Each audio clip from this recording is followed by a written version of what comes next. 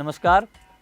Commodity के मृत्युंजय मंत्र में आपका स्वागत है और आज हम इसमें बात करने वाले हैं गोल्ड मोनेटाइजेशन स्कीम की। सरकार ने गोल्ड मोनेटाइजेशन स्कीम बंद करने का ऐलान कर दिया है।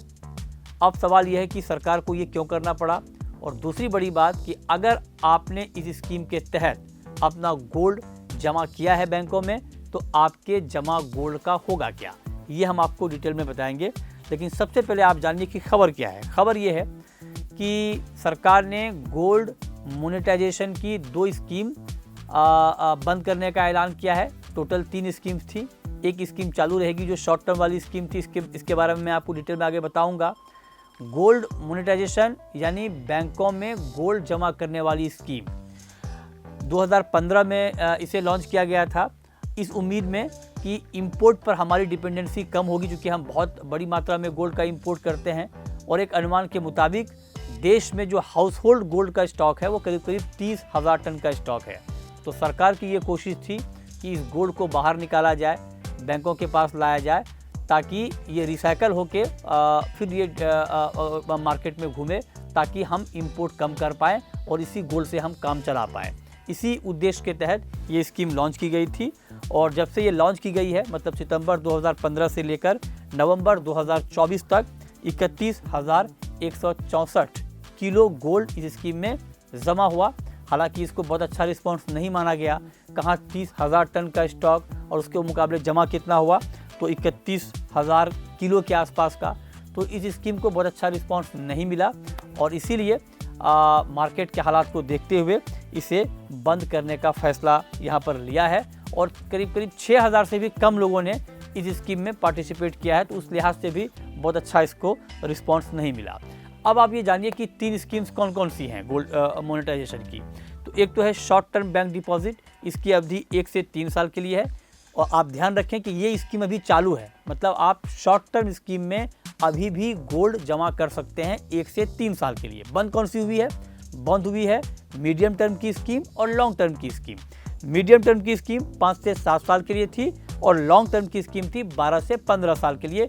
इन दोनों स्कीम्स को बंद कर दिया गया है। अब आपके मन में ये सवाल होगा कि इस स्कीम में क्या खास बातें थी, क्या इंटरेस्ट रेट था।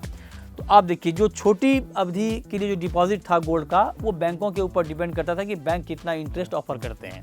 लेकिन मीडियम टर्म की जो स्कीम थी उसमें 2.25% के आसपास, और जो लॉन्ग टर्म की स्कीम थी उसमें 2.5% का ब्याज ऑफर किया गया था, ताकि लोग इसमें ज़्यादा से ज़्यादा गोल्ड जमा करें।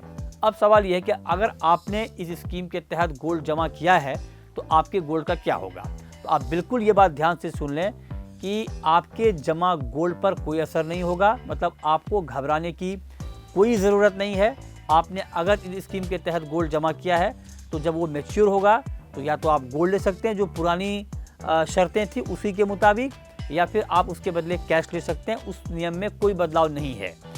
जो प्रीमेच्योर, अगर आप इस स्कीम को बंद करना चाह रहे हैं तो जो प्रीमेच्योर के नियम तय किए गए थे उसी नियम के तहत आप प्रीमेच्योर भी इस स्कीम को आप बंद करा सकते हैं। तो मतलब ये कि बेशक आप नए सिरे से मीडियम टर्म और लॉन्ग टर्म की स्कीम में गोल्ड नहीं जमा कर पाएंगे, लेकिन अगर आपने पहले जमा किया है तो आपको इसमें घबराने की कोई ज़रूरत नहीं है।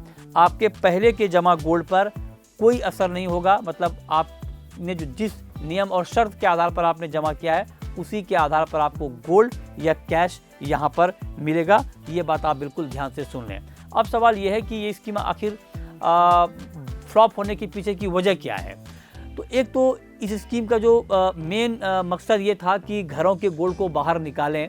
तो उसमें तो ये था कि जो इन्वेस्टर थे या जो ट्रस्ट के पास जो गोल्ड था वो तो आ सकता था या आया भी है, लेकिन जो हाउस होल्ड के पास जो गोल्ड था, मान लीजिए किसी के पास ज्वेलरी के फॉर्म में गोल्ड है और वो ज्वेलरी, अब इसमें यह था कि जैसे अगर आपने ज्वेलरी जमा किया इस स्कीम के तहत तो उस ज्वेलरी को मेल्ट किया जाता था।